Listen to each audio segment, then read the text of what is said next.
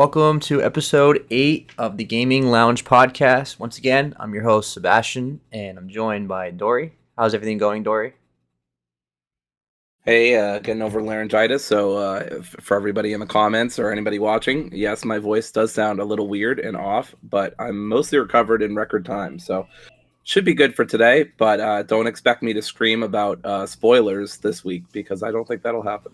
Right from the start, I want to focus on Dory's Spotlight, which is Sandland, which comes out next month, I believe.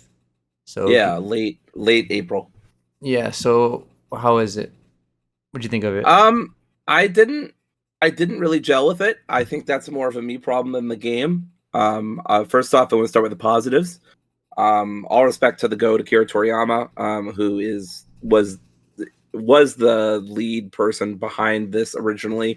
Sandland was a 2000s manga, so it's quite, it's not old, but it's old enough to draw, probably to drive at this point. It is based on his work. I don't think he consulted much with the game, but it's based on his designs. The designs are gorgeous. All the vehicles look really cool. All the characters look really cool. The environment and the atmosphere, I mean, you just get the Toriyama feel. I mean, from the main character throwing capsules to even some of the robots themselves that you pilot in this open world adventure game. Some of them are straight out of Dragon Ball Z. You have the kind of pork belly one that Pilaf and the gang have. Side note, having some Pilaf rice tonight. So shout out to Pilaf. Delicious rice, great job. And then also, besides that, there are, of course, the capsule system, which is from Dragon Ball Z. And then you also have the tanks kind of remind me of the Red Ribbon Army tanks.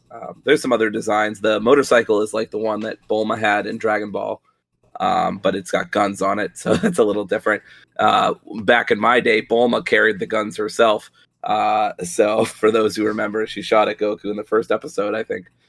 So there's a lot of Toriyama here, is what I'm trying to say, and a lot of it's very appealing, especially to me as a Dragon Ball Z fan and Dragon Ball fan. I love both. Honestly, the combat just didn't do it for me. I'm not one much for vehicle-based combat in general. I actually got some motion sickness while trying to play the motorcycle because it went too fast. And the way that the guns work is that there's one on top and there's one in the front, I think, or at the back. I can't remember. But the way it controls is very wonky. I dislike the motorcycle the most. It really felt like the motorcycle was there to get you across the map very quickly because you had a lot of nitro boost, but wasn't really for combat. What sucks is you have to get off the motorcycle and then you have to throw a new capsule. I think I've heard that you can switch while you're in a vehicle, but the game doesn't explain how to do that, so I never knew how to do that. But yeah, like I said, the designs of the vehicles themselves are really fun, but the combat, I could take or leave for the most part. The tank was fun, and the combat, the kind of peel-off looking mech that you're kind of in its belly, was cool. It had some, it had a Shoryuken, which, big raging uppercut. And it also had some cool punch moves, but it was finicky to control.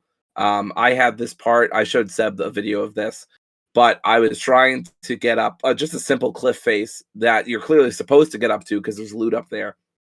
And it was really, like, the platforming was really finicky. I would jump up and it'd be like that classic video game moment where you're like right on the edge and there's some invisible wall or line right in front of you so you can't push forward.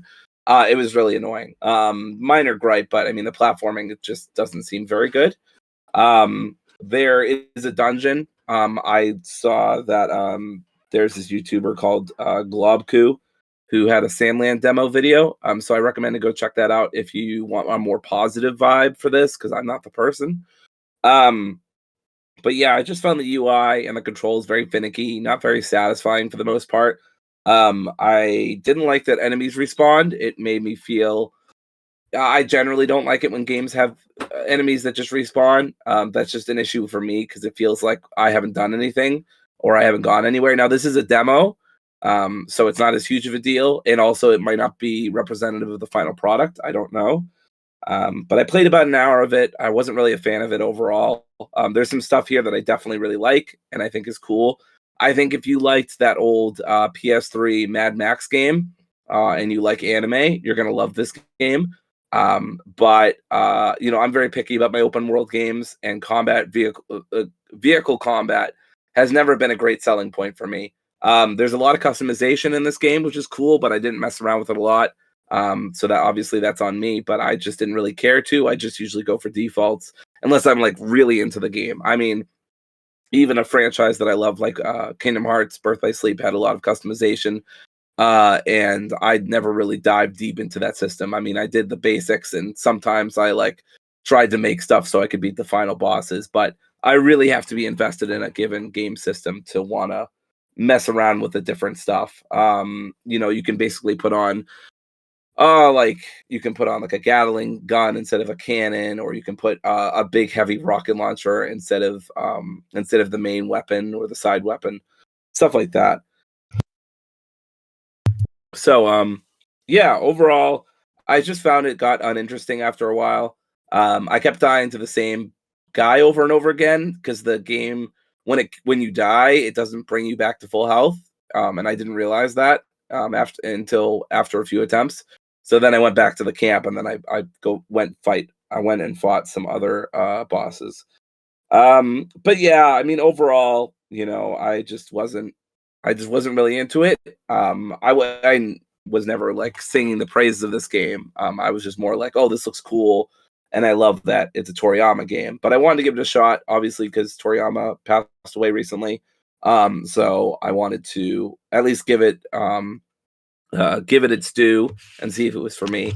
But I don't think it is. Now, I'm not saying it's a bad game. I think games can be good, but not for you. And I think this is one of those cases where I just don't really get it. Oh, there is last thing I'll mention, there's some hand-to-hand combat too. I actually like that more than the vehicle combat, but because I always felt so overpowered by all the enemies around me, and they can take you out so quickly if you're not in the mech.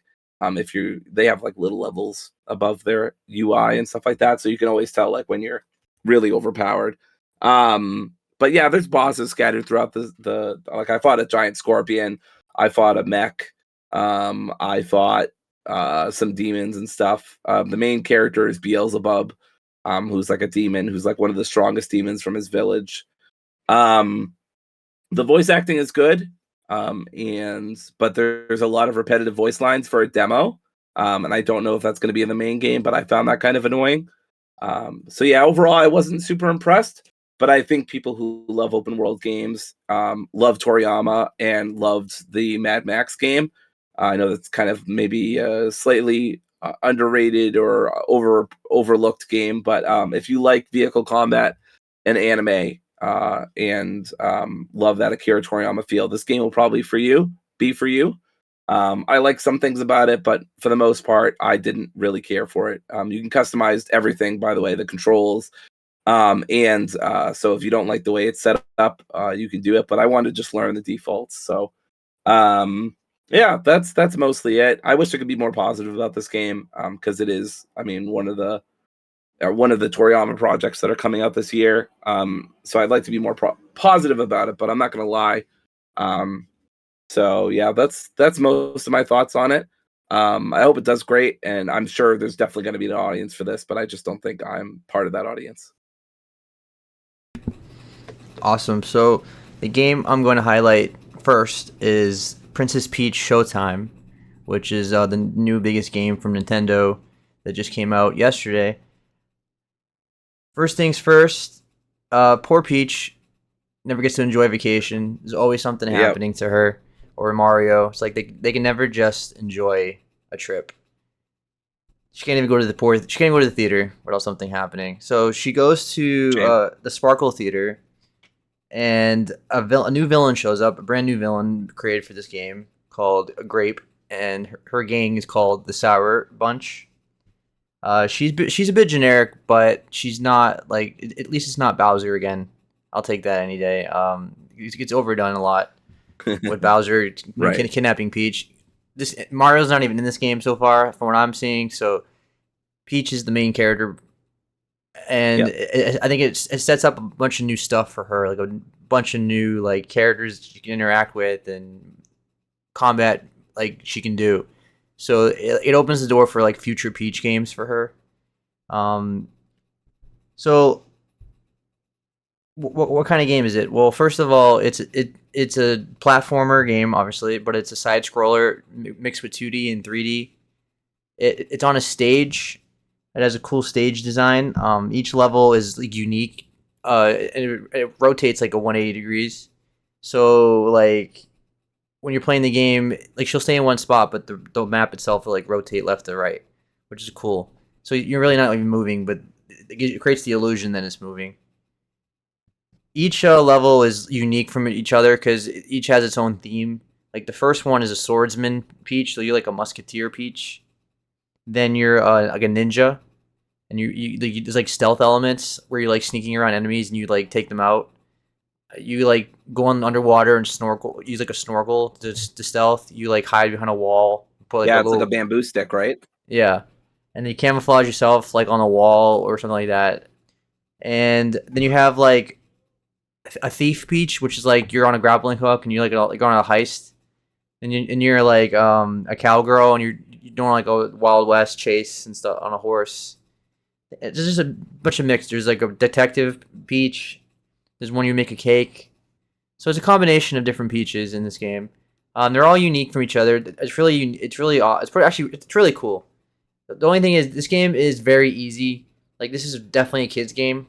It's definitely tailor made for like casuals. Like this is a perfect game to buy like your 6-year-old. That's like getting like that's new to games.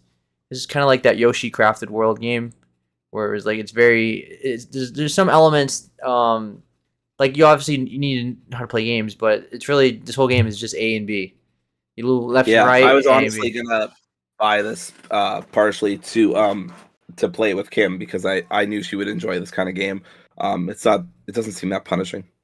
Yeah, not at all. Even if you die, you get like I haven't died yet in this game, of course. 'Cause it's just very easy. But from what IGN said, that you get like 3 extra hearts. Like there's like a brace, there's a thing you can wear, like a piece of jewelry. It gives you extra life, so that makes it even easier. There's also some challenge levels. I haven't played this. I've watched the reviews. Yeah. I do want to pick it up, but I'm gonna wait for a sale because $60 seems steep to me. When Kim and I can go halfsies on it, I will pick it up and I'll talk about it then, or maybe not. I don't know. But it looks really cool, and I'd like to pick it up. But $60 for an 8-hour game for me just seems a bit much. But it's the Switch tax, so I'm not even sure 8 hours for me because I haven't played like I played like 2 hours, but I already feel like I made a huge progress in this game. I already feel like I'm halfway through the game personally, but maybe I'm not. But it just seems like I've hit on a lot of things already. It has a lot of cool bosses. There's like a boss where like you fight like basically a giant man-eating plant, and you can parry it. Like there's a parrying in this game. Parrying is very casual, very easy to do. Like it's like kind of OP when you time it right. That was only with the swordsman though, so maybe that was just a sword like a part of the swordsman built the gameplay.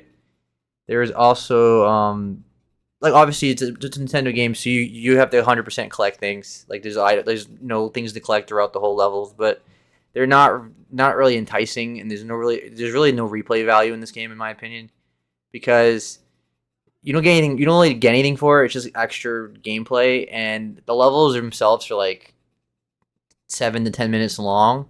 And there's a lot of like dialogue and like elements that keeps you from progressing until you do a certain task, and it's like it's not really something I want to replay again just because I missed something randomly like 3 minutes in. It's just there's just no reason to go back and yeah, play this yeah. game. IGN reviewer said the same thing. I forget his name, but he said the same exact thing. Like you've got to skip through the dialogue, and then there's like one 30-second section of gameplay Yeah, where maybe you've missed one collectible, and like you said, it doesn't even get you anything. So not a big deal to me because I don't usually replay Nintendo games and I don't do 100%. But I definitely see it impacting other people, especially for $60. right, exactly. But I think the biggest problem with this game is not even that it's it's the performance and the graphics. The performance in this game is not great. It chugs. Like when you're on a loading screen and it takes you to the new like level, you can see it like just fighting for its life. Like I'm not even kidding. It's like dun dun dun dun dun. Like it looks really bad. It's like really jarring, and it's like the Switch is really starting to show its age now. You just know like we're all ready for the Switch 2 at this point because that thing was fighting for its life, and for Peach is like very blurry.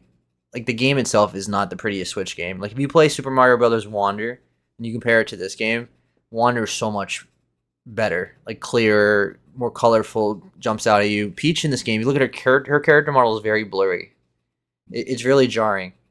Yeah, it's look at my screenshots that I posted like on Twitter. Like she just looks blurry, and the frame rate in this game is not great. It struggles. So I think that's one of the reasons why it got like 7s out of 10. Because even though there's a lot of charm here, a lot of great things here, this is not Nintendo's best game. Not that it's a bad and that's game. really weird. It's a pretty good game. Because Nintendo's really known for like having high polished quality games that have come out with beautiful graphics for what the Switch can handle, or beautiful art styles. Or I mean, I haven't heard of a game on the Switch that has these kinds of issues. I feel like in a long time. I mean, I feel like even Tears of the Kingdom didn't have many of these issues, if any. And it would definitely push the limits of what the Switch could handle. So yeah, very strange to see this from Nintendo. Not their usual expectations. What you would think would happen with these kind of games, especially first-party games. Yeah, I guess it depends on the developer, like of the studio that's working on it, because Nintendo's very private about that, so they don't really tell us who's doing what. But yeah, you can. I guess the Zelda devs are just better at it. But I guess because this game has so much going on, like with the mix of 2D and 3D and all the processing it has to do to like transition levels and transition like the stages constantly. I think that puts a lot of strain on the Switch. Like this game is just feels like it could have been better on the Switch too, but it is what it is. I can't recommend it for $60, of course. But it's a Switch game, and it's not gonna drop in price. It's gonna be like maybe $50 in Black Friday, but that's about it. So you have to really be a Mario and Nintendo fan to probably pay that kind of money for this kind of game. Like it's a good game, and it's charming. There's a lot of fun to it. Like it's very unique. There's a lot of creativity here. It gives me a lot of like Little Big Planet vibes. I'm really digging it. Or Puppeteer, if you ever played Puppeteer, which is a very underrated PlayStation game. And I think the Nintendo fans who buy this are gonna enjoy it. But if you're not a Nintendo fan, it's gonna be hard to justify that price. So. But yeah, I recommend I'm it waiting. if you are. I'm waiting either till. Good. Oh, sorry. I'm waiting till either Kim has the money, or I really feel like dropping $60 on a 7 out of 10. I don't know. Yeah, it's probable that Kim and I will just go halfsies on it, because I would definitely spend. This is a game I definitely spend $30 on. I could even see myself justifying 40, but any higher than that. It's just not the quality, and it's not the length, and it's not the replay value. It's not just the length, it's also the replay value, and like you said, the blurriness and stuff like that, which other reviews have also complained about. Right. If this was a PlayStation game or an Xbox game or a PC game, I would say wait for 20 something. Wait for it to be like $20, but because this game is Nintendo, it's just not going to drop in price. So yeah, you just have to decide whether you want to pay the price or not. Really, bite the bullet. All right, so that's it for Princess Peach. This episode is sponsored by everyone's favorite feral goth girl, Gogo, the game mistress. Gogo is a professional GM and geek event organizer. She's an award-winning cosplayer, published author, voice actor, and general menace to civil society. Gogo has professional experience running D&D, Pathfinder, World of Darkness, Fate, Lancer, Thirsty Sword Lesbians, Warhammer 40k RPGs, and over 30 other systems for cons, companies, and private tables. If you pay her enough, she'll even run Fatal. You can hire her as the game mistress for your online tabletop group over at startplaying.games/game mistress. That's startplaying.games/game mistress. The link is in the description. along with her link tree. Mention our show to GoGo to get $5 off your first 5 sessions. So the next couple topics are going to be 2 trailers and a showcase. Well, I guess another one. I guess the Dragon Ball Z one was a showcase as well. So Dragon Ball Z Sparking Zero showcase. The showcase itself was pretty boring. Like it didn't really, I don't know, it didn't really do anything for me. But like the trailer, I was excited. I was excited to see Hit. Yeah. It's actually funny. So that was, I think the showing happened on Wednesday or Thursday. I was in my lunchroom and I was watching the showing, and I saw Hit on the roster, and I was like, "Let's go!" And then there are people around me looking at me like I was absolutely out of my mind, which I am. But I love Hit. Hit's one of my favorite super characters, and so I'm very excited about that reveal. Otherwise, yeah, there's not too much to talk about. The trailer was the game was the bigger conversation than the showcase itself. Than the showcase itself, yes. Yeah, so the trailer revealed a bunch of characters. Now there's a lot of characters in this game, like Tenkaichi 2 and 3. So that's no surprise. I mean, obviously there's a bunch of iterations of Goku and Vegeta, but they all play differently, like the other Tenkaichi. I can't wait. I can't wait till people online who have never played a Tenkaichi game look at the roster and like, wait, but like half of these guys are just Vegeta and Goku, and everybody else is like, rah, let's go, we're so back. I'm excited. Because some people really like to play as like Kaioken Goku from like the Saiyan saga, and other people like to play Ultra Instinct Goku. So it's very I mean, it's always been my dream to play the Kaioken Super Saiyan Goku in Lord Slug. I mean, I just think they should have that in Tenkaichi. Why not? Let's have 31. Have everybody. It's PS5 now. Like we have the power. That's right. We can put every single Dragon Ball character ever in one game. You can play as like Farmer with the shotgun. Yep. Like where is he? That's right. God, I hope they do that someday. That'd be so fucking funny. So they revealed a bunch of characters. They showed us Trunks, of course. They showed a Dispo, which is like the really fast rabbit cat mixture guy. Kind of looks like Beerus. I imagine if you didn't really know Dragon Ball Super that well, you would be like, "Is that Beerus?" It's like, nah. There's I think Cocoon. I don't know how to say it. Kakunsa. Kakunsa. I think it's Kakunsa. It's like the Cocoon? cat lady. She's the lady in the. She was one of the universes that in the tournament. Yeah, she was one of the Sailor Moon characters, right? In the tournament. It's all about love. I think it's all about love. Yes. And speaking of love, I think you got Master Roshi. Max Power Master Roshi, the totally buffed one. Then you got Nappa, of course. Then you got a Birder. Like Birder was one of my main characters when I played Tenkaichi 2 and 3 because his playstyle was like really, really fast. Yes. So he was one of my best characters, like a random character. Like Birder kind of is lame in the show. He gets his ass kicked, but in the game though, he was pretty combo pretty with Jace though, that purple hurricane or whatever the hell it's called in the trailer looks so beast. I was watching it, I was like, this is so fucking cool. Right. And then you got, I always say Top because I'm used to the Japanese version, but it's Topo or Topo. I always say Top though. That's really what his name is. And of course he was going to be in the game, but he looks awesome. And Jace, of course, as you mentioned, and then he had Super Saiyan Kale, the Berserk one. Nice. I wonder if they're gonna have her base form, but I imagine it's just gonna be the Berserk form. And then she didn't really get going against Goku until she went full on. So she was a totally different character. She was like shy and like just kind of standing there the whole time. And then I mean, they literally did female Broly before. I think that was before the Broly movie came out, right? So they did female Broly before the actual official Broly movie came out. Remember, I said official Broly movie, not the canonical one, not the 3, including the one where Goten and Trunks pissed on him.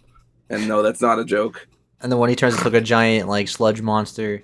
Oh God, no! That movie doesn't even exist. Broly.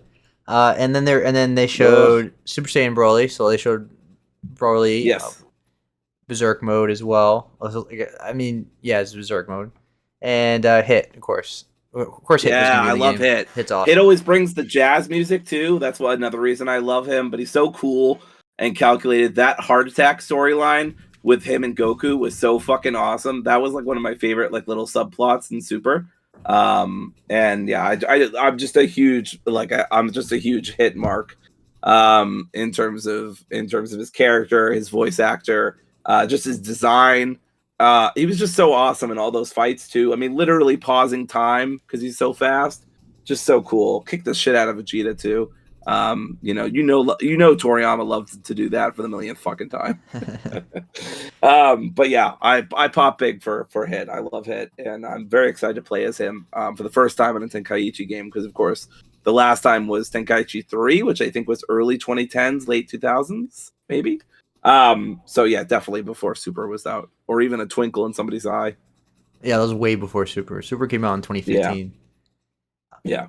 So those were all the characters that were revealed. Of course, there's going to be a lot more. Is there any character that you in particular want to see? Like, let's keep it simple from like Super. Sure. I mean, obviously Goku Black's gonna from Super. Goku Black's gonna be in this at some point. Right. Yeah, I mean, I hope they have Zamasu and the fusion and all that stuff. I think they definitely they will. Yeah. I think. Yeah, I thought. I know there's a lot of problems with the Goku Black arc. Not least of which is the police officer shouting, "Don't shoot! He's not black." But despite that, I thought Zamasu was such a cool villain, and I thought his backstory was really cool, and his scythe weapon. I know that was also Goku, Black Super Saiyan God or whatever. I don't know. Rose. Names. Rose. Yeah, Rose, of course. But the fucking Rose scythe he had was so cool. Yeah, so I really want to see those characters, even though again I know the Goku Black arc is a bit of a polarizing one to say the least. But yeah, there's definitely tons of characters I'd love to see. I mean, I always love playing as third form Frieza, which is highly underrated. I love playing as Kid Buu, so I can't wait to see what Kid Buu can do. He was my main back in Budokai Tenkaichi 2 on the Wii. I loved playing as Kid Buu. That was always so fun. He's such a fast character, but he's so strong too. So yeah, do you have any characters you're really looking forward to? I mean, of course, Goku Black, as I mentioned, is like the big one. Yeah. He's probably my favorite character from Super. I would love to play like Beast form Gohan. Like I hope they put Ultra Beast in there from the movie. I hope they put Piccolo's like ultimate orange form. Like that's, I don't know how they would do that, but that'd be awesome. I wonder if they would put like Little Pan in there. Cause she gets some gameplay. She gets some fight scenes in the movie. You haven't seen the movie yet. We have to do like a movie night and watch that. We should watch. I know we keep talking about it, but we should now, especially in wake of Toriyama's passing, we should actually do it. Yeah. I watched it. Yeah, I have seen some clips it. and I know Pan kicks some ass in that film. Yeah. Right. Now I guess I have to think about it, but there's a lot of characters. I would like to see some like Dragon Ball Z characters as well. I don't want this roster to be like mostly Super. Yeah, I'd love to see some of Babbidi's minions. I thought that was a really cool part, especially like Deborah and stuff. Yeah, Deborah. Even the lesser ones like Yakon or whatever his name was, the guy who ate energy. Yeah, I thought that guy was really cool. Not the other guy who looked like a Frieza goon knockoff. That guy got killed by Vegeta in like 5 seconds. That was the funnest. That was one of the best Vegeta scenes, by the way. Yeah, that was so good. He's just dodging. I also love when they do the rock paper scissors against each other. But yeah, I would love to see more Dragon Ball Z. Give me some Dragon Ball people too. I mean, some of the people from the underworld. You get like a Devilman in there or whatever. Not Devilman Crybaby, very different. Don't put him in there. But whatever the fuck his name is, Devilman or put something like General like Tao in there. How about that? General Tao for sure. And also, of course, Grandpa Gohan would be great. Put he was in Budokai Tenkaichi too. Pilaf, yeah, that'd be great. Was he? I don't recall him being in that, to be honest. He was in 2 or maybe 3. I know he's in one of them. I'm not sure. Now we like a couple movie ones too. Like that'd be cool. Like Lord Slug or just something like cooler. Or they put Mecha Cooler. I loved playing as what's Mecha his name? Tapion in Tenkaichi 2. That was really fun. Wasn't Tapion? Tapion, yeah. Tapion was really fun. Yeah. The Chrono Trigger character. Basically. Yeah. Toriyama's like, what? What are they gonna do? Are they gonna sue me? I made the character. What are they gonna do? Right. It's like that meme. It's like that meme on TikTok. It's like fucking Toei Animation saying to Toriyama, it's like, But what if they find out? And Toriyama's like, how are they going to know? Points to his owning the character. How are they going to know? They won't know. They're not going to know. Yeah, yeah. Now, I'm gonna assume that they're gonna stick to the anime and not the manga, because the manga has, like, they're not. I'm assuming they're not gonna put like Moro or Granola or like Ultra No, Ego I sincerely Vegeta. doubt that. Yeah, No, I mean that'd be not going to awesome put though. Nature Valley Bar in Like there the either. actual That would be great. the actual that'd be cool if there's like the actual like colorful reveal of like Ultra Ego Vegeta is like in the That game. would be a really interesting way to show, like, if Super ever happens again, what they do for it. Yeah, because I mean this is a little tangent, but like the manga, the arc just ended, the superhero arc, on a really nice, cheerful note, and Toyotaro is, I guess he's gonna take a little break. It sounds like Deserved. his message kind of sounded like if you out of context, it sounded like a farewell, like he's done with it completely. I think he just meant the arc, but like Yeah. if you read it like without context, it sounds like he quit or not quit, but like just can't do it. And so I'm curious where they're gonna go from here with it, because the arc ended on such a high note, such an awesome, like, I don't want to spoil it for you, but Right. really awesome, like fatal I'm waiting four way. for the day I'll just put that it that way. Super ever updates, because I don't really read manga. So I really recommend it though. It's a pretty quick read. It's not like it's only a couple of arcs. It's not like you have to read 500 chapters or anything. But yeah. So I'm excited. I'm excited about this game. Of course, from what I saw, the gameplay, the animation looked crisp, and the lighting looked great. The clashes looked amazing. Like, with so much color on the screen. yes, It really looks like an I want to say next gen, because we're 4 years in now, but like it looks like current gen fighting game from Dragon Ball Z. And yes, I'm day it's one. so of course. colorful and so fun, so vibrant. The destruction of the environment looks really great. Definitely, please do not quote me out of context. Barrett will shoot me. But the environmental destruction stuff looks really good. The Dragon Rush system is back, which is awesome. One of the best parts of Tenkaichi. You can now have short little bursts as well. You can also deflect like supers. I don't remember if you can do that in 2 and 3. I don't think you can do it in 2, but I think maybe you can do it in 3. Deflect? I don't remember. Deflect like supers, like you can deflect a Kamehameha if it comes at you, if you have enough of the skill gauge or whatever. Yeah, I don't remember that. if you can do that. Yeah. I only remember the clashing. That's all I remember. Like, we do it at the same time. Yes. Yeah, the clashing's really fun too, with the button mashing, going crazy. Break your controller.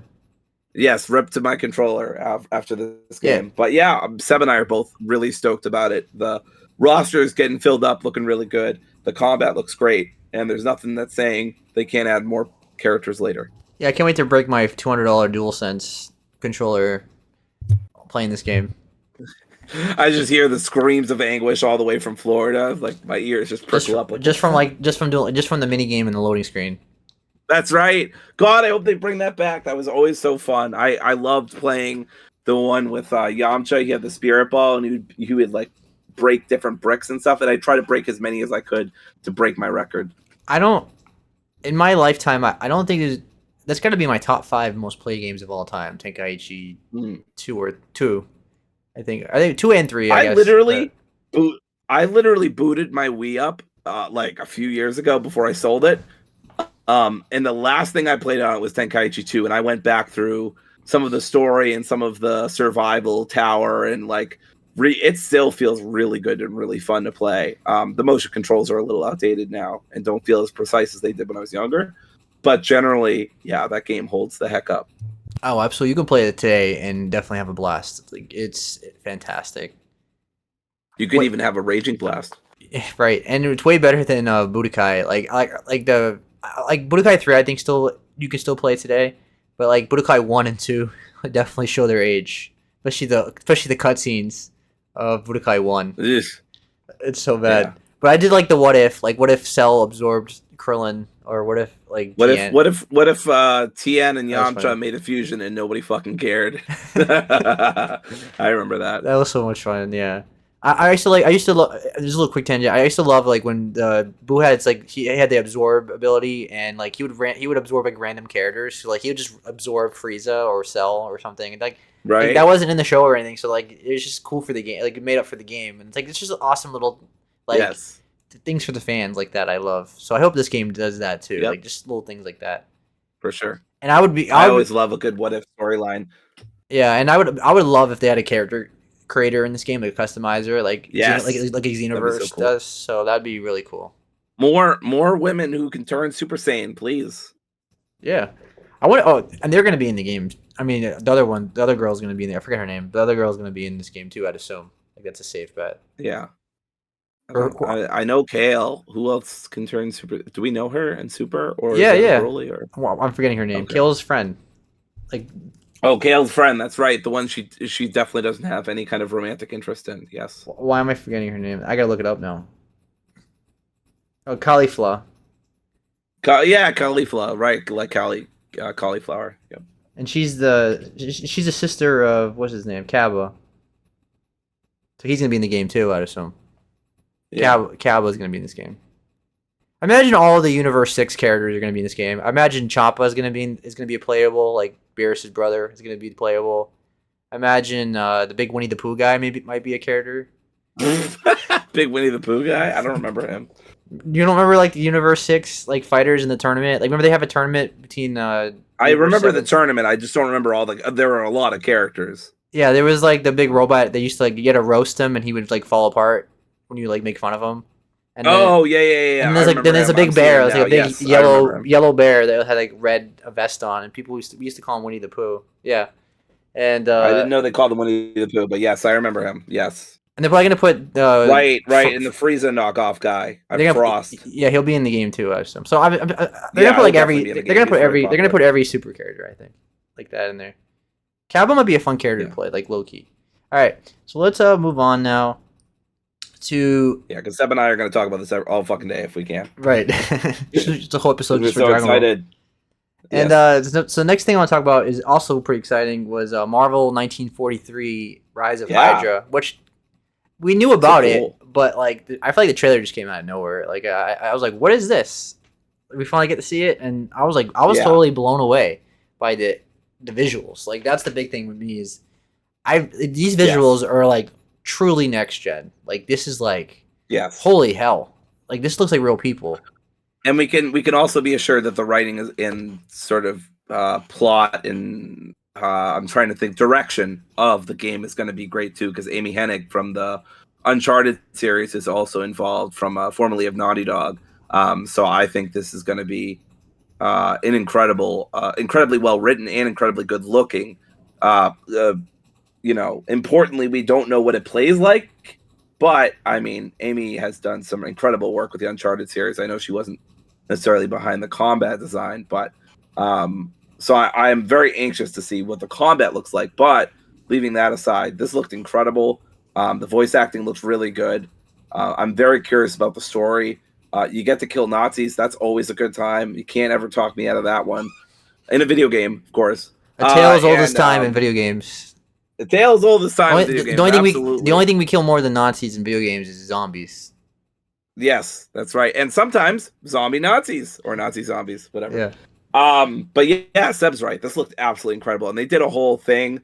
I watched some of it. I did watch the trailer, but I watched a little bit of the extra stuff where they talked about the Unreal Engine 5 jaw-dropping stuff. I mean, the level of detail. They are literally talking about mud, so I could only listen to her talk about it for a minute or two before I was like, okay, I get it. Graphics look nice.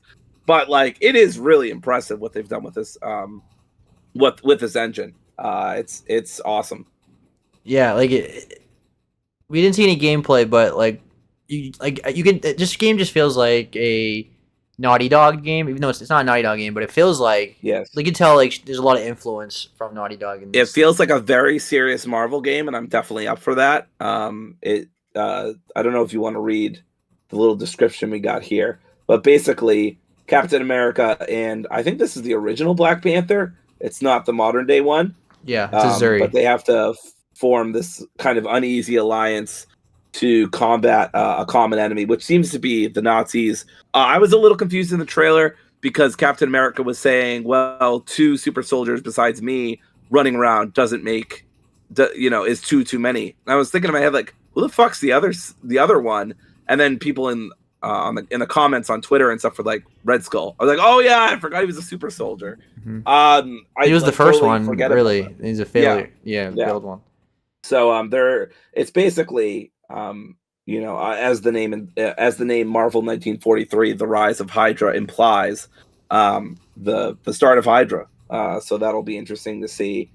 But Yeah. yeah, it's very World War II heavy. It's probably going to have a very serious tone.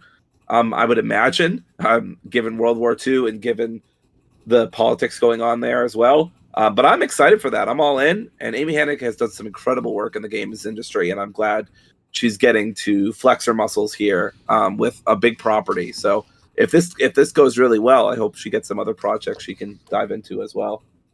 Absolutely. I mean, this is her first game since she left. It's just like her. Yeah, Like, when did she leave? What year was that? oh, I have to look Was it it up. like mid 2010s, late 2010s? That I remember late she 2010s. I had feel some like differences of opinion with some of the creative team or something like that. Um, but she was huge behind Uncharted. Um, she left but in. I don't remember. I think I want to say 2014. She left 2014. 2014. Okay, so mid 2010s wasn't that far off. Yeah. Yeah. So she started working on Uncharted 4, but she obviously left before it came out. Right. So this is your first game in like 10 years. That's huge. Yeah, I mean, it shows, right? Like the polish for what we're Yeah. seeing. Like Yeah, the polish, looks the insane. writing, the dialogue was really well done. The voice acting was great. I really just think the gameplay is going to be kind of the linchpin of how well this game is going to go or not, because we didn't see anything for gameplay. But if Amy's involved, then I think there's at least some. She worked on a couple of things before this. It's not like she did only this for 10 years. Yeah. Okay. You made it sound like it was like her first project in 10 years. This is like her first. This is her first with Skydance. Big project. Yeah. Yeah, Skydance. I knew I had seen that name somewhere else. I don't remember where. I had seen Skydance before. Yeah, they don't do just video games. They do like all different things. Like they're a movie studio, and I don't think. Well, of course, yeah. They don't really have. They don't have a lot of games. Skydance Interactive did like the Walking Dead VR games, and then this new studio though, the New Media. This is their first game. So they've only been around for 4 years. Oh, okay. She's the president of it. Then. Yeah. Right, of course. So gameplay, we haven't seen any gameplay, so I'm not super hyped. Like I'm in terms of like obviously gameplay is king, but I imagine it's gonna play like a typical third-person action game. I don't see it being a first-person shooter or something. Like that'd be out of nowhere. I don't think it'd be a strategy game or a role-playing game. I think it's a safe bet. It's gonna play like a Naughty Dog action game, which is awesome, right? I don't know if are you gonna play. I guess you're gonna be able to play as both characters. Yeah, it looks like it. Yeah, so it looks exciting. It's exciting. I'm not hyped for it, but I'm definitely interested in it. Definitely something I'll most likely buy it day one. It's probably a safe bet. It's my kind of game. Even if it's a linear like cinematic game that's only like 6 to 10 hours long, I'll still be into it because I like those kind of games. I don't need every game to be 30, 40 hours giant. I'm like that Jifer meme where it's like consider my interest peaked. I am certainly very interested to see what's happening here, and if that gameplay looks good, and especially if the reviews are even 8s, I'd probably buy it. Yeah, there's been some Marvel games recently, and I think this is a nice counterpart to the Spider-Man games that are a lot. I mean, they have obviously their very dark moments, but overall the tone is hopeful, optimistic, funny, right? And me without my honey. Anyway, so I think this is going to be a nice counterpart to that kind of theme that Marvel games have had recently. Not that there needs to be necessarily. I'm not saying we should DCify everything and everything should be gray and grainy. Sorry, Mitch. But I do think it's nice to have variety. Variety's the spice of life, as they say. Right. So that's everything for that. So let's talk about the future game show, Spring Showcase, which talk about out of nowhere things. This was really cool. I guess it wasn't really out of nowhere because I just didn't pay attention. I hadn't even heard it was coming out. For me, it was out of nowhere, but I'm sure other people knew it was happening. Right. Before we talk about the games themselves, I want to really shout out Ben Starr, who's the voice of Clive in Final Fantasy 16, Mm-hmm. and Samantha Bayer. I believe it's Bayer. Bayard. I'm not going to pronounce your Bayard. Okay, Yeah. I'm not going to pronounce their name right. But I think they are some of the best hosts I've ever seen for a video game. Now, obviously, credit to the writing staff, right?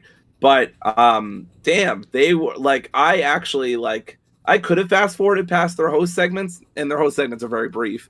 But they're really like genuinely funny people, and obviously they have the pedigree of voice acting, and they know each other. I presume in some capacity. So they just had like, absolutely great chemistry as hosts. Very funny stuff. They did the whole fucking bit where the light is on Ben's face. I thought that was really funny. I don't know if you saw that part. I did. But yeah, the whole thing was really well done, and honestly, I think the Future Game Showcase is worth watching just to see them host because they're so funny and so effortlessly charismatic. But yeah, I just want to shout out Ben and Samantha. Yeah, because I remember the showcase usually being kind of lame. I don't recall this showcase ever standing out to me. Like, it always felt like the indie show, like a random indie showcase where I don't play a lot of the games. Right. I love indies, but I can't play every indie game that comes out in this year. It's just, it's possible. But like, not just like the hosting was good. It was like the actual games that were shown were like, wow, I actually want to buy a lot of them. Yeah. Yes, I have almost 10 games that I'm interested in. So there's I figure when I mention one of the games I'm interested in, if you're interested in as well, we just talk about it at the same time. Kind of like if we were doing like a top 10. Yeah, go ahead. So your first game is Flintlock. So can you tell us about Flintlock? I know. So this is a weird pick, right? It seems like Seb's prophecy is already coming true, right? Because this is a this is a Souls Light kind of game, and it looks really cool to me. I'm not saying, hey, I'm not going to say I'm going to go out and buy it, but it looks really cool. I was very impressed by the stylish combat. I was very impressed by the graphics and the general vibes of it. I thought were really good. So it's something I'm keeping my eye out for. I don't really like roguelike games generally, or roguelite or whatever. But I loved Hades. Hades is one of my favorite of all time. So exceptions to the rule are always possible. So maybe Flintlock could be that for me, or maybe it will just pass gently by in the night and I will ignore it completely. I don't know, but I just wanted to highlight it. It looks really cool. I always love when you can wield the sword in one hand and a gun in the other. Very fun stuff. Very video gamey. Big fan of it. Now, this next was game. Not to cut you off, but this was shown at the Xbox showcase, I believe, last year in the summer. Oh, okay. So this was like advertised with Xbox. Yeah. So I do remember. I do remember this game. Go ahead. Okay. Harold Halibut, which Seb also has. I think I played the demo, so I could actually talk about the game a little bit. I don't remember. Have we talked about? Did we talk about the demo on the podcast at all? I didn't even know about this game until the showcase. Yeah, this is really cool. So this is like if Wallace and Gromit went underwater with aliens and they were on another planet. And also the main protagonist is a total fucking loser. Like, I'm not kidding you. In the 2-hour demo I played, or hour and a half or whatever it is, this dude gets shit on 24/7. I can't remember his name for whatever. Oh, Harold Halibut, right? But it was escaping me. Anyway, Harold gets shit on and dunked on every single second of the demo. I swear to God he does. It's very funny, but also a little depressing. So he's definitely kind of fulfilling that archetypal role of not the hero we asked for, but the hero we're going to get kind of situation. He's very awkward, very clumsy. He's not especially bright. Like, he's not dumb, but he's not especially bright either. He's very average. He's Harold Halibut, and he's here to help, maybe. So yeah, I know you were interested in this too, Seb. Yeah, what stands out to me is the stop motion, like the claymation just looks amazing. Yes, like it's so unique. I'm gonna I think I'm gonna play it just for that. It comes out next month, so yeah, I'm gonna play it just for that. I recommend it. I had a blast with the demo. I think the world is really inventive. It took them 10 years to make this game, I want to say. The behind the scenes stuff is really cool. I love stop motion. I love claymation stuff. So I used to play with clay when I was a kid. So I love this stuff. This is so cool to me. Brings back great memories of Wallace and Gromit and all their rivalry with that chicken and all their fancy breakfast machines that they had and all the movies and stuff. I love that stuff when I was a kid. A lot of my favorite But yeah, movies keep an eye. are that stuff, Yeah, like Night Before Christmas, and I absolutely. grew up with Chicken Run Um, and stuff like that. So Chicken Run, yeah, I was thinking of that too. So keep an eye out for this one. This one really a game to watch. They had a ones to watch showcase. I don't think we'll go over any of those three games because those were all like AAA or AA games. Um, but yeah, Harold Halibut looked really cool, and I played the demo and I liked it. I recommend it on Steam. Gameplay wasn't anything to write home about, but you're not really there for the gameplay. You're there for the atmosphere and the characters and the voices, the voice acting and the writing and stuff. But the gameplay wasn't bad either.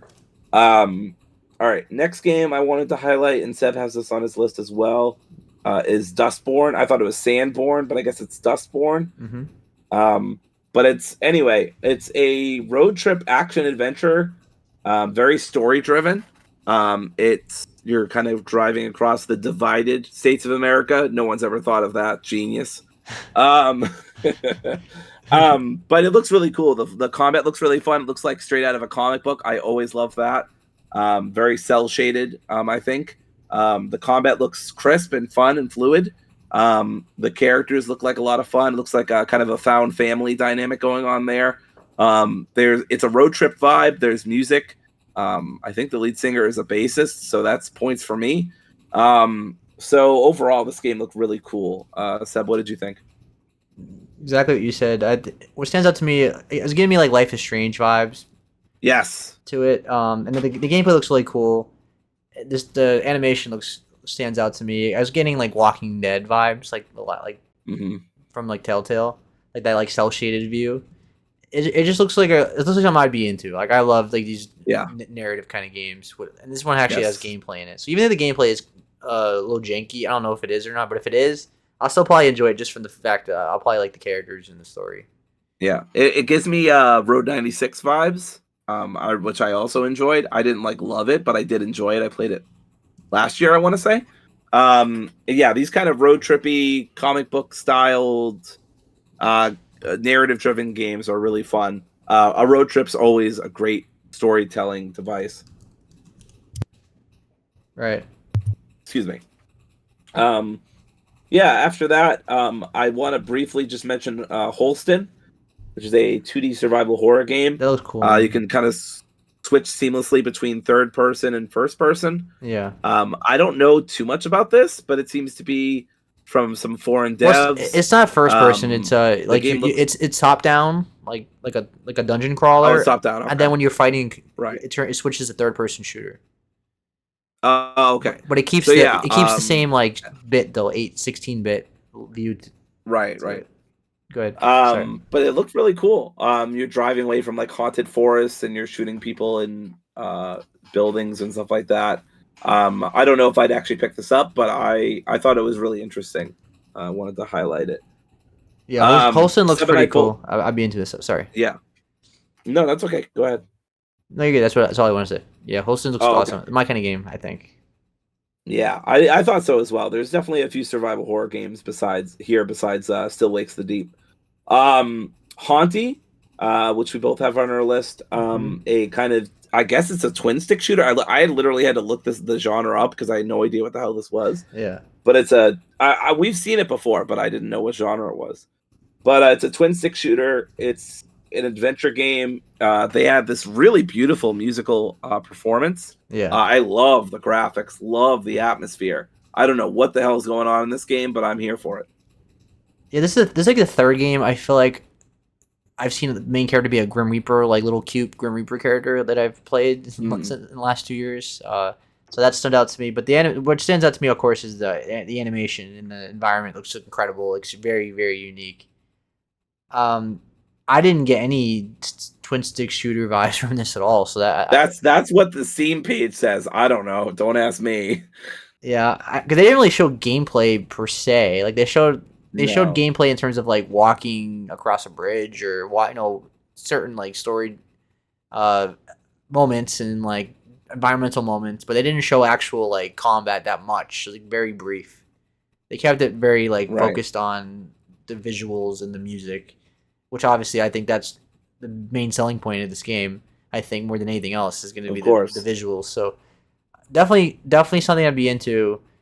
Did they give us a release date? I don't think so. No, No, I 2020. don't It think says they did. 2024. So Okay.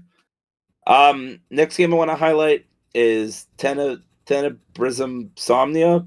I don't know how to even Tenebris say this. Somnia, I think. Tenebris Somnia. I think I made a typo. Tenebris Somnia. So this is really cool. This is another old school survival horror game, but the twist is that there's live action cutscenes. It's like those old school FMV videos, and those went great, and they always succeeded. No, but seriously, this looks really cool. A lot of really neat monster designs. I don't know if I'll play it because I'm not. I don't know how much of a sucker I am for like not sucker, but like how like deeply I can be brought back to like old school survival horror because there's a lot of things about those games I don't think have aged well and that I would like as an adult with more choices now. But it looked really cool. Very pixelated. I don't know exactly. I think it's like 16-bit or something like that.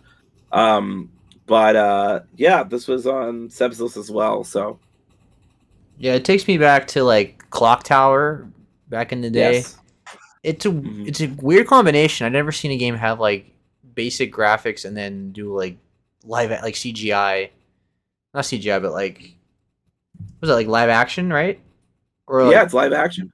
yeah, live action, and then but some of the trailer had like CGI in it too, so it was like they're just going for like different things. Um, so it because the monster itself was like CGI, but then they showed like a human character being Yeah. CGI. I think she's CGI. Yeah, CGI. No, she's real.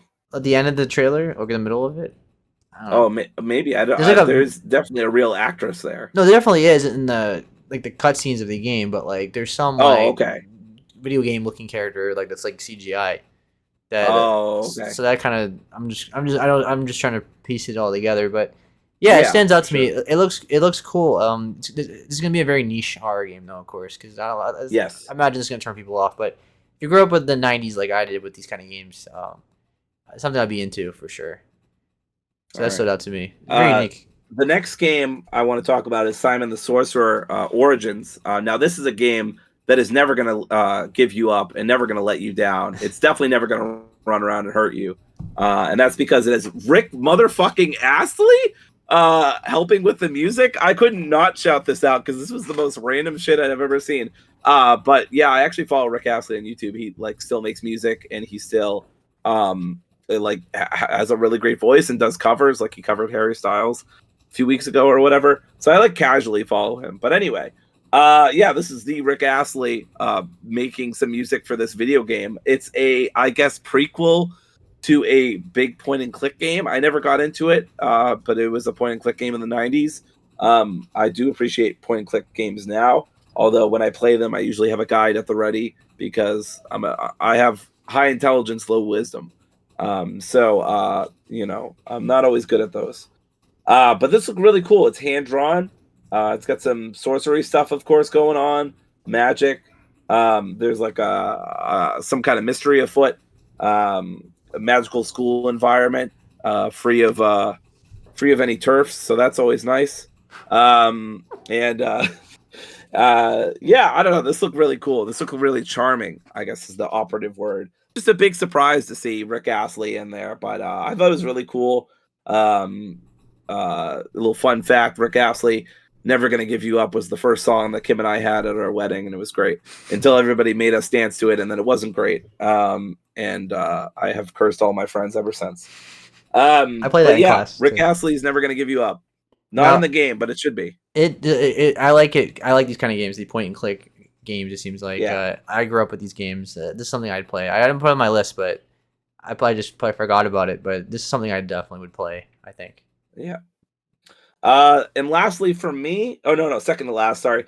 The Heirloom, more hand drawn. It's described as a mysterious thriller adventure on their Kickstarter, which is very heavily funded. I think it's like 77,000 or something. Mm-hmm. Um, it's got some puzzle elements.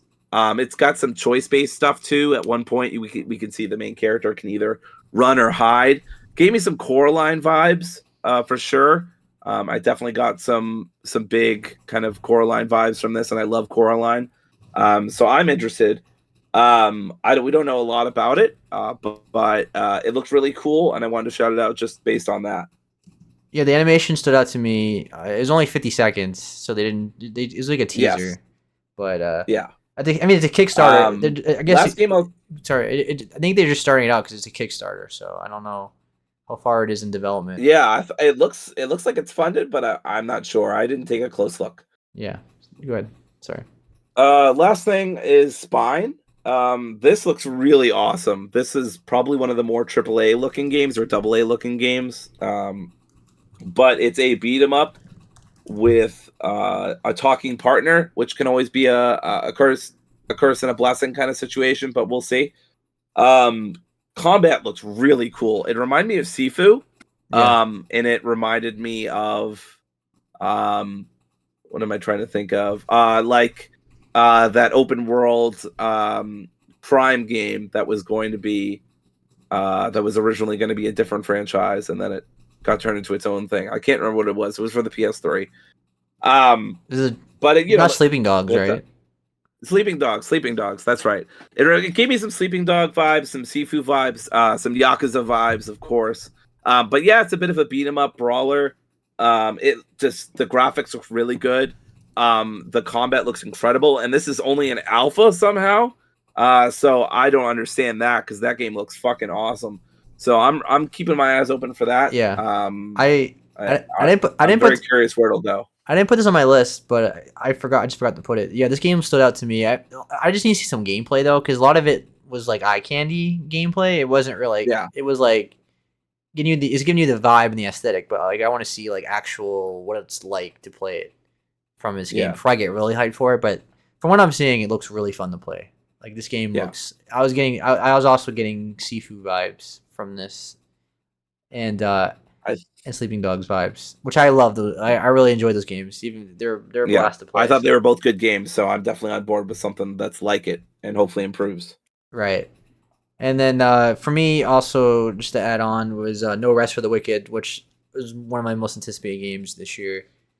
It people that made Ori, the animation looks incredible. The gameplay kind of, I guess it reminds me of like Death's Door, like that kind of gameplay. The top down, like roll out of the way from the enemy, and it really stands out. It looks incredible. It might be one of my best games of the year. I think it comes out this year. I want to say. Let me look up really quick. No Rest for the Wicked comes out. It comes out next month. I want to say mid next month, maybe. Oh, that's early access. Yeah, next month. The early access next month comes out April 16th. So I'd imagine the full game's going to come out this year. So it looks great. I'm so hyped for it. Moon Studios is a quality developer. Ori, if you never played the Ori games, they're fantastic games. But the second game especially looks absolutely incredible. Must play if you have Game Pass. And this game is no exception. It's on every platform, so besides Switch. So definitely check it out. It might be my top 5 games by the end of the year. So we'll see. All right, and that's Did you want to talk about it in Troya? Which game? What's it called? Oh yeah, I'm sorry. I forgot to put that one. I forgot to mention that one. I think it's a Natria, I want to say. It's an Italian game. Natria, the Last Song. Yeah. It's an Italian Souls game. The big story from this game is that it's skipping Xbox completely. Or at least they said there's no plan. They're gonna work on it maybe in the future, but for now it's skipping Xbox, and people were pissed about that. But it looks great. It looks like a Souls game. Dory will eventually play it when she starts playing Souls games. The last Italian game, or Liza P. It's not like Italian, but it's Japanese. But basically, it's based on Pinocchio. Was great. I think this game is based on Italian folklore, so that was cool. Comes out in August 21st, so that's very close to Black Myth Wukong. So 2 Souls games in 1 month. It looks great. I think it really stands out. It's something I'd probably be into, unless it's like brutally, like just way too brutal. Like it's like a Neo kind of game for me. I'm not into that, but it doesn't seem that way. It seems I'm getting more of a Liza P vibe from it. But it looks really awesome. The aesthetics awesome. The designs are cool. So. Have you actually you wouldn't play it, but it kind of gives me the Steel Rising vibes as well. There was like that Souls game that was like in France, with like the robots. I've been I playing do it. not remember that. It was on I thought you were Plus talking like about last Red month. Steel, which is the samurai western game that came out for the Nintendo Wii. That's what that made me think of. It's definitely Italian. You can tell like the clothing and like the guy's mask. He has like the long nose and everything. I've seen that mask before. And like usually in like Pinocchio or something. So it looks really interesting. All right, so that's everything from the showcase. It was like a really good showcase. There was a lot of games shown. The hosts were really fun to watch. It flew by. It was pretty long and it flew by pretty good. It was really Yeah. entertaining. A lot of showcases usually are lame, so that was a good show. So moving on to our last topic of the night, which is Dragon's Dogma 2. Now, obviously, 3 games came out on Friday, yesterday. Princess Peach, this, and Rise of the Ronin. And obviously, this is the big one out of the 3. This game's been hyped for a while now. This is Capcom's next big game. It got like an 89 on Metacritic, I believe. So the reviews are good. Now I know the fan reaction has been negative online, which we'll talk about. But for the most part, the people that are actually playing it are really enjoying it. From what I'm seeing, that everybody who's playing it is having a blast, or seems to like it. And people that have not played it, or they're just not playing it based on the performance or because of principle. But I don't get into all that until like later on. So, what kind of game is it? Well, first of all, Dragon's Dogma is its own genre in a way. It's very unique. It is an action RPG, but it plays like Monster Hunter in a way. Like you can climb on, you fight giant monsters like a Cyclops. Can you get on the Hydra's back? Yeah, basically. Sorry. You can climb on any big monster, like it's a giant griffin, a dragon, a cyclops. It's random, right? You're just walking down the road, and all of a sudden a giant griffin just flies from the sky, and you have to fight it. Or minotaurs just chilling near the waterfall, and all of a sudden he just charges your party. And so that's the point of this game. Is it's all about the open world. This game is like Tears of the Kingdom, where it's like they just throw you in the world and they say good luck. I mean, there are waypoints and there's mission quest lines and all that, but it's mostly like it's all about the adventure in this game. It's mostly about the open world and exploring and finding new like secrets and finding chests and finding new enemies to fight or anything like that. The whole point of this game is to explore. So basically what happens in Dragon Dogma is you play as a character that gets killed by a dragon, and when you get killed by a dragon, he takes your heart and eats it, and you become an Arisen. And the Arisen is like a person that's like worshipped by a bunch of pawns, so they serve you. So pawns are like the main focus of this game. The pawns are the AI characters that serve you. You have 3 of them. You have one main one that you can totally customize and make, and he follows you everywhere. He levels up with you. And then or he or she levels up with you, and then the 2 other ones are like support characters. These characters don't level up, so you have to consistently change out the party as you level up. Because if you can be like level 17 and they'll be stuck at 14, so you have to consistently change the party. The pawn system was in the first game as well. So what you do is you go to a rift stone, and there's currency called rift crystals. And you basically hire the pawns to work for you. A lot of them are free, and a lot of them are also actual player made. Like you can use people's actual creations, or you can use the ones Capcom made for you. And it seems like they're randomly generated as well. And because one of the best things about this game is the character customization. The character customization is one of the best I've ever seen in a video game. Like you can do so many customizations with this game. Like there's so many hairstyles, the eyes, like it's mind-blowingly good. You can make a nightmare fueled Pikachu. You can, and it's really awesome. I spent like 20 minutes making my guy. I was going for like a sorcerer vibe. So my guy has like his eyebrows are kind of curved, and he has like silver hair, and he looks like a sorcerer supreme kind of character. So that's what I was going for, and it really got what I wanted. What else? So I like how they interact with you. Like in the first game, they wouldn't shut up and they were very annoying, like NPC characters. Yeah. But in this one, they actually feel like real people. Their dialogue that they have sounds like, oh, I'm tired, I don't feel like walking anymore, can we take a break? Or they'll just like little interactions. Oh, there's a chest over there. They just feel like they feel like I don't say actual players, but they feel like real people. They don't feel like just basic NPCs, and they're pretty. The AI in this game is really good. I think they actually make the right decisions. Like if a character's healing, they run right to the healer. Like they know, like they don't make stupid rash. Some of them like may fall off a cliff or something on accident because it's a little. There's just a lot of jank in this game. But for the most part, the AI is actually pretty impressive. I think AI has been a pretty strong point of Capcom with the RE engine and everything. Because I feel like like the way Resident Evil 2 like adjusts to your like how well you're doing, they make it makes it easier or harder. I think something like that. They've used technology where like the AI has gotten smarter. So let's start. Let's also talk about the environment. So the environment visually is amazing. Like it looks amazing. Like in terms of the environment, like the character models, not the best character models ever. They look like a Souls game, I guess. Souls games never have the best character models. Like Elden Ring does not have great character models, but where Elden Ring shines and where Dragon's Dogma shines is the environmental. Like the distance looks incredible. Like Uncharted level of like wow, like that tower in the back Yeah, looks the amazing. landscapes look awesome. The landscapes are absolutely incredible. The big problem for this game is the performance. Now the performance is 30 frames on PS5, which if you're a purist and you can't play games below 60, then yeah, you're not gonna like this game. And PC players are having a bad time with this game, especially when you're in a town. It's like it can't handle it, and it just chugs. Now for me on PlayStation though, I have not had that issue. Like I don't know if other people have. It seems like a PC issue, but I don't Yeah. know.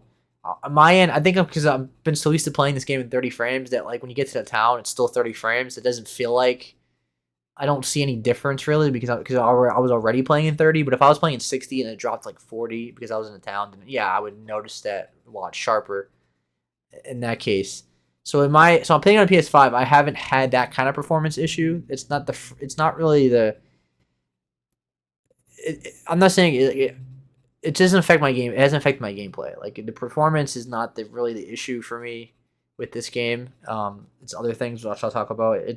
But it definitely is an issue, especially for PC players. That's like the biggest issue people have had with this game.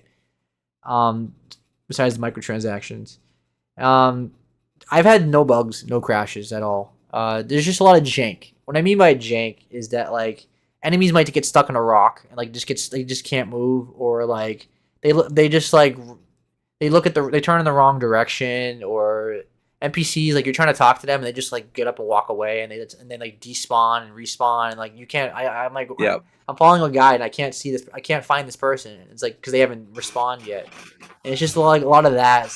It's just very annoying. Um, but in terms of the actual game, like the combat itself, it does the frame rate has been fine. Like there's a lot going on, especially because I'm a sorcerer, and like a lot of like giant, awesome looking spells with like summoning lightning from the sky or using fire, like big blizzard. You summon a blizzard basically, and it looks really awesome. A lot of particle effects and everything, and it runs. It's still 30 frames. Like maybe it's 20 something, but like I have it hasn't stood out to me like oh my god this looks terrible. Like maybe like other people have had. What else? So you can make a like in this game, which I don't think it was in the first one. Is you can make a camp and you can cook and rest. It has like that Monster Hunter vibe. Like it gives you actual like a real in-game cutscene of like really nice steak, like, and it zooms in and it really sells it. It's like a 4K cutscene of like cooking. It's really funny. Cause it's just like Yeah, I it saw comes that out of nowhere. online. They do a live action 4K Yeah, cooking scene. it's just random. So the big thing with this game as well, it's very faithful to the first game, and what I mean by that is this is not casual friendly. This is very like throw you in the world with obscure quests and figure it out kind of stuff. Like if you have no sense of direction, like Dory doesn't have, you're gonna hate this game. You're just not. This is not a game for you. There's That there. that and that's I might as well say something for a minute. Go ahead. So that's a big reason of why I ultimately didn't pick it up. Seb and I were talking about this, but I mean like the style of game of this RPG is it's very anti AAA in a lot of its design, which is fine. I'm not saying that's a bad thing, but it's not to my taste. There's no Yeah. markers. There's no No, no, direction. no. I There's mean, no just to be clear, there are waypoints and there are markers. Like yeah. it tells you exactly where to go on the map. Like there is all that. Okay. It's more Yeah. so like it doesn't the map is like even though there's a marker on the map, like there might be like a river there. Like it doesn't tell you there's a river like in that direction. It's like totally okay. black. So you have to like venture over there and discover, oh, the bridge over there is broken. And I have to go all the way around and figure out how to get past that point. But it definitely is. There is waypoints. That would just annoy the shit out of me. Yeah. I just don't have patience for that kind of thing, and that was a big part of why I don't really want to play Dragon's Dogma, just because there are some things about it. You know, I don't mind having my handheld while I'm playing video games. To me, that's fine. I don't mind the video gamey things of having objective markers and clear topography and all that kind of stuff. So yeah, I mean, from what I've seen I watched like I think 3 or 4 different reviews. Its philosophy on open world stuff is just not to my taste. But that's, again, as I said at the beginning, just because something's not to my taste doesn't mean it's a bad game.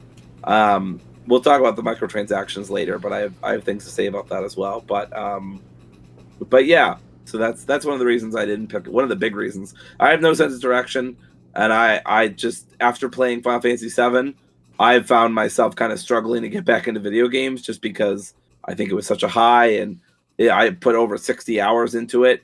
So I'm only just now getting back into the Thaumaturge, and that's a much more lower scale game.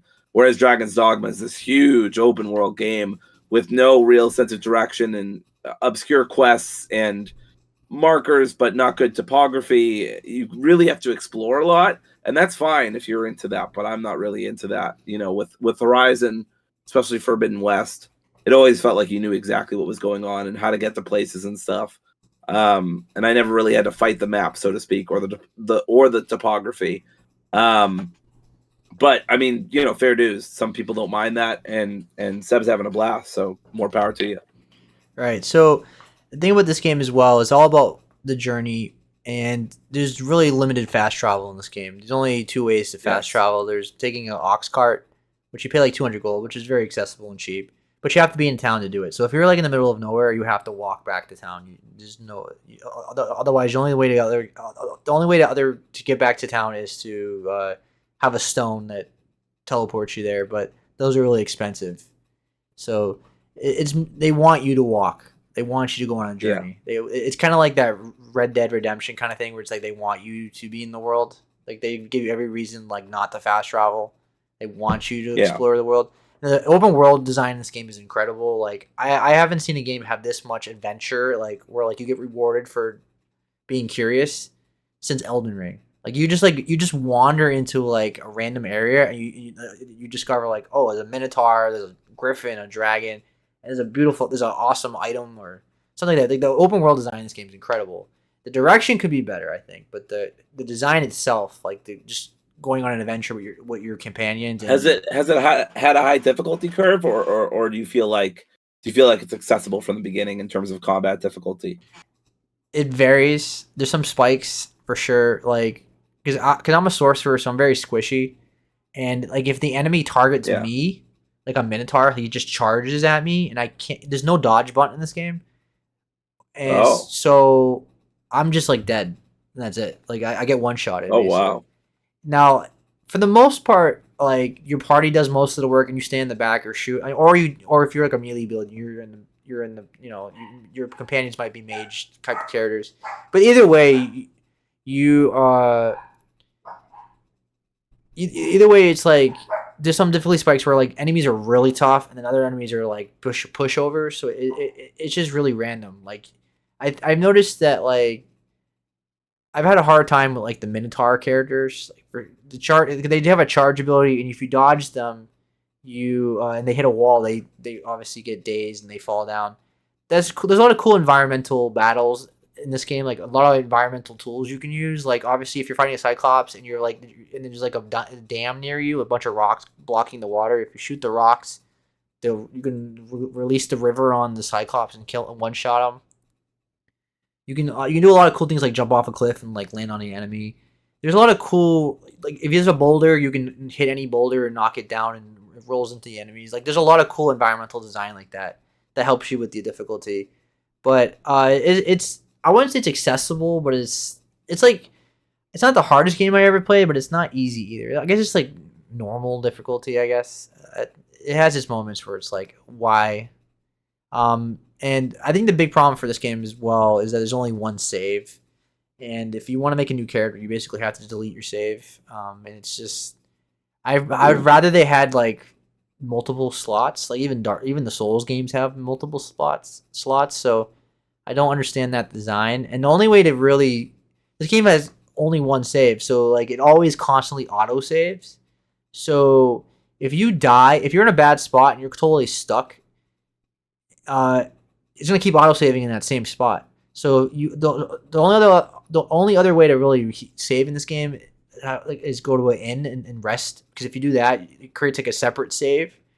So because when you die, it will say like, do you want to respawn at a checkpoint or do you want to respawn at an inn?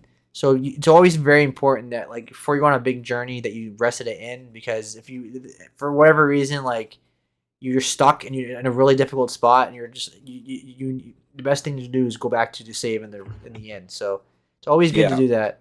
It's really I really wish they didn't do that. I really wish they just did like a Baldur's Gate 3. I know they're trying to avoid saves coming in this game because this game they want you to be not be punished, but they want you to have consequences for whatever thing you did. They want you to like, oh, you did this, you made this decision, and now you have to live with it, kind of thing. Yeah. And I get the vibe they're going for, but I for just for the sake of quality of life, I would have preferred they did not do that. But I know a lot of people are having issues with that as well, because one of the things is I don't think they're charging people to do that, but it just feels like this should just been like 3 spots or something. That's what I'm saying. Yeah. Yeah. Right. What else?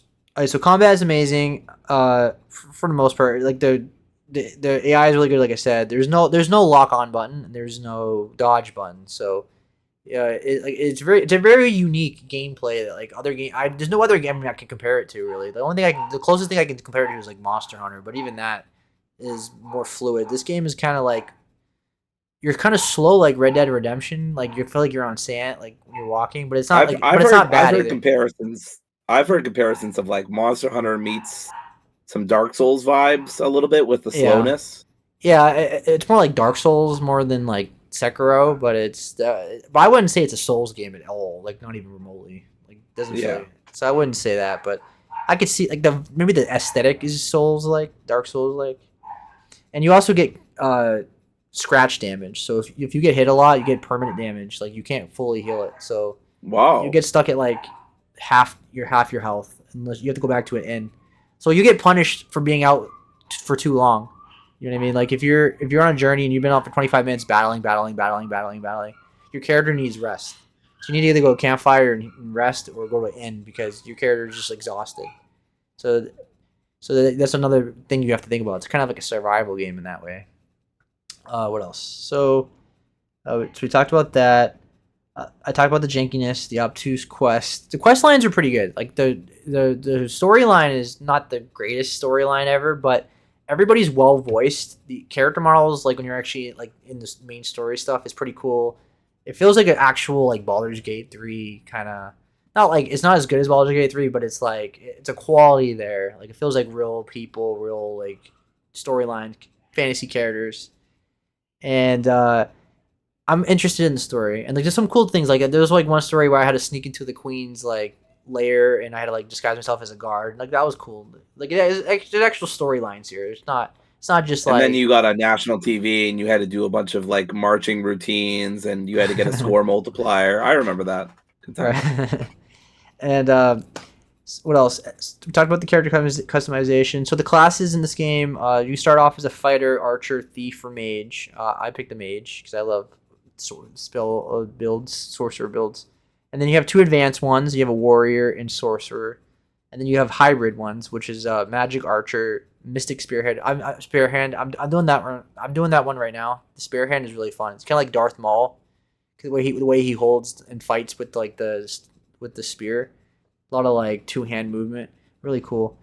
Trickster and Warfare.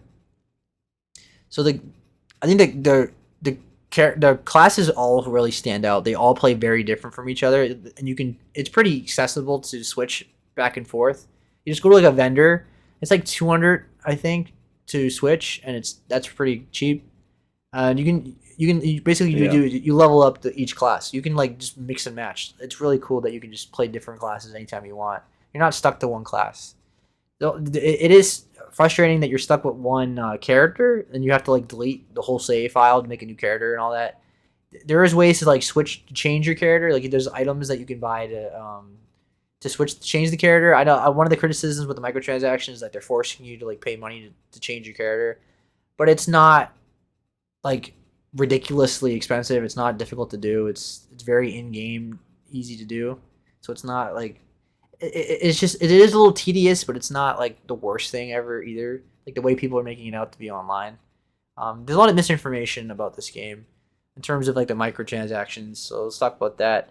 I think it's for starters. I think it's scummy that Capcom has done this, and they have done this a million times in every game. Resident Evil 4 had this. Resident Evil 2 and 3 had this. Devil May Cry 5 had this. Every Monster Hunter game has this. It's the standard for Capcom, and the common denominator in all those games is that I never used any microtransactions the entire time and still had blast with every single one of those games. And it's the same way with this game. The microtransactions in this game have no bearing on it in this game at all. All you really have, the only thing they're really selling is those crystals to hire those people. Like like I said, the pawns. You want to hire pawns. You need those crystals. But I have so many crystals consistently that I haven't always have enough to like get new pawn. And a lot of them are like costs are free. A lot of them don't even ask for points. So I've never needed to like go on the store and buy like $10 worth of points. It's an option for people if they want it, but I have had zero reason to do that. The other things you can buy is a stone where you like if you die you can resurrect yourself. Again, I've had those a couple times. I've had the shards, and when you have 3 shards, it makes one automatically. I've never needed to go buy that either. A lot of the microtransactions are just like quality of life stuff. They have no bearing. It's not like an Ubisoft game where it's like they make the game so hard that like you have to like spend money to like get double experience. Right. Nothing like that. Or it's such a grind fest that you have to do it to speed it up, like with Diablo. So it's such a non-factor to the game that like they could have easily just left it out completely and just avoid I honestly think I've seen some speculation. And honestly, I think that Capcom just forced the Dragon's Dogma devs to have it in, and you can tell that you can see that there's some evidence of this because if you look at the microtransactions, if you look at the microtransactions themselves, at least some of them, they're not repurchasable.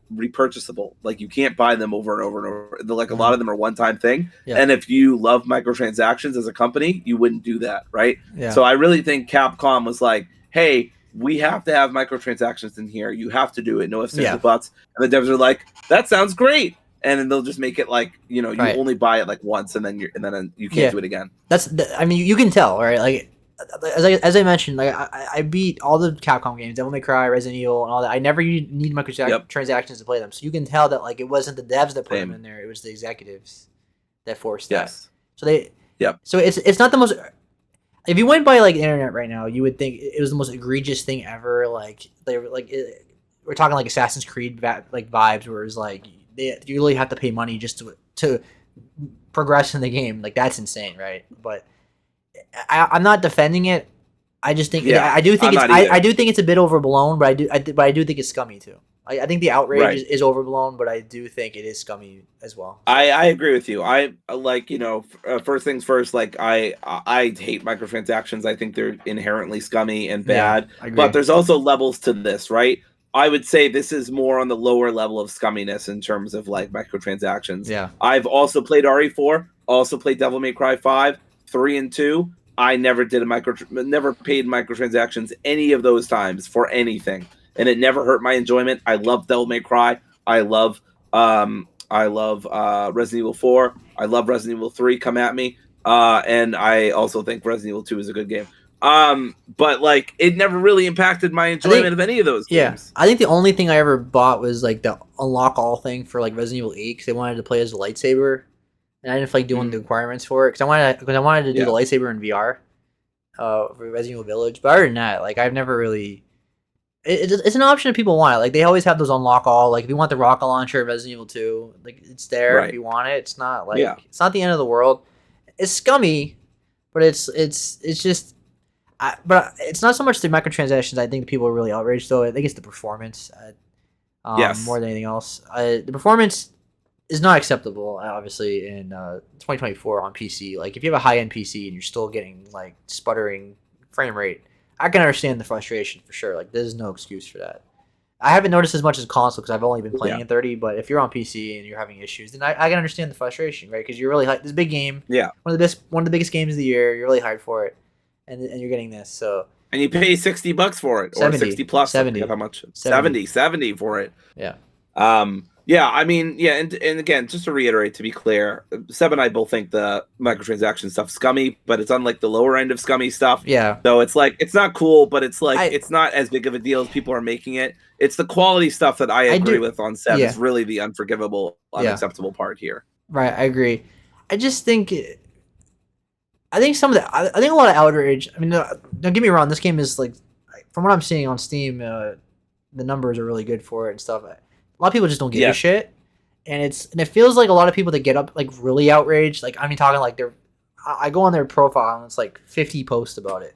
It just feels like clout chasing in a way. I'm not saying it's like defending it. It's just like some people just don't feel genuine to me when they get outraged about certain things. It just feels like, I want kudos for being vocal against this. Like I'm not defending it. Like I said, like Gaming Bolt had a video that they were like, these microtransactions are shameless, and I'm like, I mean, it's scummy, but shameless. Like it's like hyperbolic. The whole thing's hyperbolic. Industry, like Shame left the video game industry like decades ago, so I don't know what you're going on about. Another point I want to make too, because this happened to Susie, this the Sphere Hunter. Like she's amazing. She's one of my favorite YouTubers. Yes, she's awesome. People are harassing her because she's very, very positive about Dragon's Dogma 2, like very positive, and she didn't talk about. She didn't get paid for any of it, y'all. And also, even if she did, guess what? Yelling at her does absolutely fucking nothing. Yes, go talk to Capcom. Now, don't harass them either. But I'm just saying, like, if you want to complain about the quality and stuff or the microtransactions,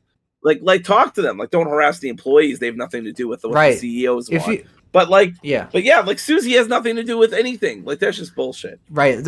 I saw that. I said that on Twitter as well. As like, harassing people doesn't do anything.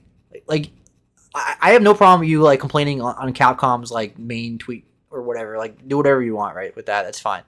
But like, why are you harassing like random like gamers, random streamers, random YouTubers? Like they're just playing the game and enjoying it. She didn't get paid to have her pawn be in the game, and she didn't get paid to play the game. She was provided a copy, I think, at most, but she didn't get a single cent from Capcom. Like, and even if she did, guess what? Yelling at her does again nothing, absolutely nothing. That's what I'm saying. Like they don't care. It's like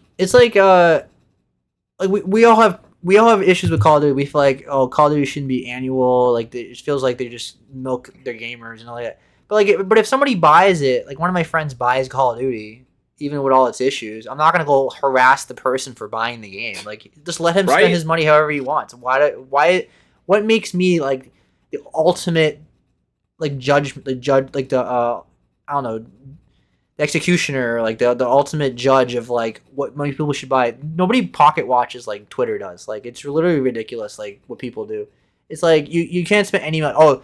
Like remember when The Last of Us Part 1 came out, it was like, you can buy that for $70. Like, are you insane? I'm like, who cares? If they want to buy it, it's not your business. Like you're not saving the industry. You're not a hero. Like people think like, if you want to be an activist, go fight for like real stuff. Like go fight about like people in Gaza or I'm not saying like we should just like ignore video game issues in the industry with with corporations and how they treat people and firing everybody and you know what I'm saying like that. But like save the outrage for that. But like but people just buying like a $60 game because they want to play a game is not doing anything. It's not changing the industry. Yeah. All you're doing is just bullying this one random person that has nothing to do with. Because remember, social media is only less than 1% of the actual gaming base. Most gamers are not on Twitter bitching about things. They're just not there. So even if like everybody on Twitter took a stand and did not buy this game, there's still millions of people or not, that are going to buy this game that are not on social media. So I know I'm going on a big tangent and a big rant, but it's like just save your energy for certain things that really matter, like these layoffs or like the whole thing with Activision absolutely deserves all the bullshit criticism they got. Absolutely. Come after their throats for sexual abuse, the way they were treating people, the layoff, everything. That's totally way Ubisoft does things, right? They deserve all the criticism in the world. But like harassing a person because they're enjoying that Dragon's Dogma 2, like a random stranger on Twitter, is just not accomplishing anything. It's just a waste of energy. No, it's not. Go after Capcom. That's fine, but don't go after like Susie or anything like that. It's just frustrating. But overall, just to wrap it up now, this is a great game. I don't know if I can't say it's my game of the year yet as of right now. Final Fantasy VII is still strong for me, but it could be. We'll see. In like maybe like 30 hours from now, like I'll get burned out with the game. I'm like, it's just not hitting with me anymore. I just can't get through this. Maybe like halfway through it, I just don't. I would put it down and get tired of it. It's possible, right? Like this game can be like that. So it is possible. This game could either. Best way I can describe it is either my high or my low. It's gonna be like, it could be my game of the year by the end of the year, or it could fall out of my top 10 completely. It's one of those things. It could be like Diablo last year, right? Diablo, I would have said Diablo was my top 3 game last year, and then it just fell out of my top 10 completely by the end of the year. So I don't know yet. Right as of right now, it probably would be my number 1 game of the year so far, but I don't know. I need time to like. How long is it? Digest How long is it? By the way, I didn't look at. I don't even know. I haven't looked at how long. I haven't looked either, to be honest with you. I'm getting the vibe it's going to be at least 50 hours, maybe in the 40s if you rush it. Not rush it, but you do the main stuff mainly. I'm not one of those people that likes to play a game for 80 to 100 hours, 200 hours. I don't get like that kind of engrossed. Because you know me, I like to play different games throughout the year. If you just, I can't play the same game for 6 months. It's just not my style. So whether people can criticize me for that, I don't really care. But I feel like 45 to 50 hours is always a great point for me. Like Final Fantasy, I got like 45 hours into it. That's perfectly fine for me. I did all the side content I wanted. I got the main story done. I did look it up. Do you want me to say it, or is that you can tell consider that a spoiler? Okay.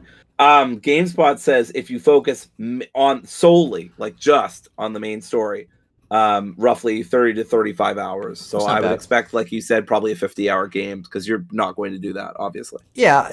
Because I've already done like a big chunk of the story missions, and it felt very. It was flowing pretty well. Like I didn't feel like I was dragging. I felt like the missions were pretty straightforward, quicker. Like the whole like mission where you had to sneak around, like you had to disguise yourself. That was like 25 minutes. It wasn't. It's not. There's nothing like it's obscure. Like the side stuff is obscure, but the main missions themselves are pretty streamlined, I think. So it's nothing too bad. It's basically just go from point A to point B. So overall, it's an amazing game, I think.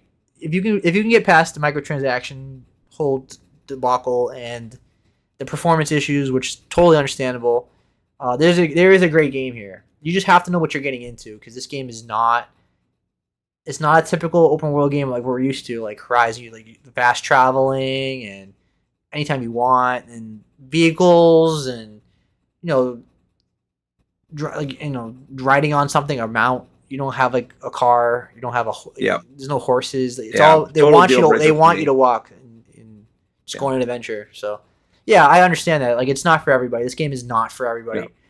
Yeah. It was so funny. Go ahead. It was so funny because when I was watching, before you finished, but when I was watching some of the reviews, and they were describing like, how certain design philosophies within the game might be prickly or unappealing to some people, and a certain part of the audience will not want to play it because of those decisions. I like every time I raise my hand, I was like, "That's me." Like those kind of decisions are just not for me. I already had a hard enough time in Final Fantasy, which is like the premier open world philosophy. Generally speaking, I mean, you could improve some things like the map and some of the side missions and stuff. But generally speaking, is how you do open world in a AAA budget. Yeah. And even there, I mean, there were some parts to it I felt were not helpful enough or didn't hold my hand enough. Yeah. Yeah, I think I would probably enjoy the core combat and maybe enjoy some of the story and stuff, but absolutely loathe like the direction and the open world stuff, and I just wouldn't want to play it after a while. Yeah, I definitely can see that for a lot of people, and so this game's gonna. I won't say it's gonna be divisive, but it's definitely gonna be one of those like some people are gonna like have this is their game of the year for sure, and other people are gonna be Yes. like this is not for me at all. This is terrible or whatever. So it's gonna vary. So I'm curious if it actually makes the top 6 games nominations for game of the year by Keeley. Like review wise, it should be. It should, right? It has like it's Yes. 89, higher than Final Fantasy 16 was, or is the same. I think it's higher.